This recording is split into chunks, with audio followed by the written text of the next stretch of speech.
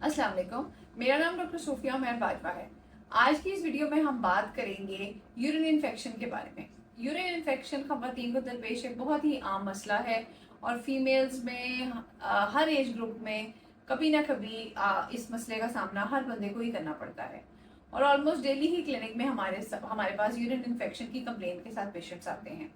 सबसे पहला सवाल ये है कि आपको कैसे पता चलेगा कि आपको यूरिन इन्फेक्शन है।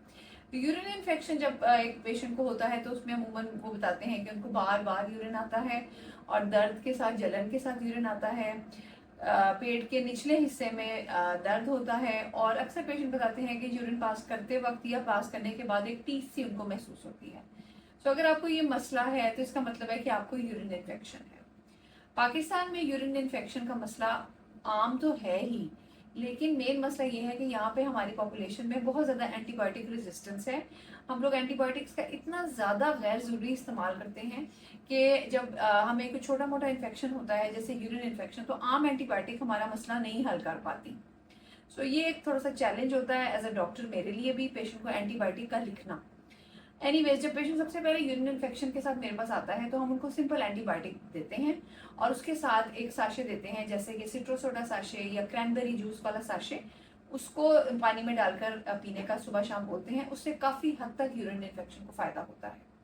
और एंटीबायोटिक भी हम यूजुअली, जो आजकल मैं सबसे पहले एंटीबायोटिक लिखती हूँ वो सेफेक्सिम एंटीबायोटिक होती है, जो कि मुख्तलिफ नामों से मार्केट में होती है। वो हम लोग लिखते हैं और उसे 5 से 7 दिन पेशेंट यूज़ करते हैं, साशे और एंटीबायोटिक दोनों, और उससे अमूमन काफ़ी पेशेंट्स ठीक हो जाते हैं। चंद एक पेशेंट वो होते हैं जिनको बार बार यूरिन इन्फेक्शन होता है। इसको रिकरेंट यूरिन इन्फेक्शन का नाम दिया जाता है। इन पेशेंट्स के लिए सबसे बेहतर ये होता है कि वो एक अपना यूरिन का कल्चर करवाएं, यानी कि वो मॉर्निंग में जो फर्स्ट यूरिन पेशेंट पास करता है उसको कलेक्ट करें और एक अच्छी वेल रेप्यूटेड लेबॉर्ट्री से यूरिन का कल्चर करवाएं। यूरिन कल्चर का रिजल्ट आपको 5 से 7 दिन में मिलेगा और उसमें सबसे अहम आपको ये बात पता चलेगी कि आपके यूरिन में एग्जैक्टली कौन सा बैक्टीरिया है, यानी कि कौन से जरासीम आपके यूरिन में हैं और ख़ास तौर पर कौन सी एंटीबायोटिक के वो जरासीम सेंसिटिव हैं, यानी कि आपके यूरिन इन्फेक्शन में कौन सी एंटीबायोटिक काम करेगी।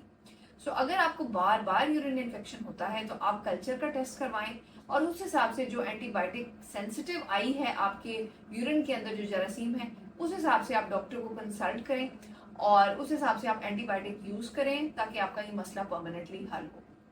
तो आज की इस वीडियो को मैं समराइज करती हूँ कि यूरिन इन्फेक्शन ख़वातीन को दरपेश एक बहुत आम मसला है और हर बंदे को लाइफ में कभी ना कभी ये मसला ज़रूर होता है।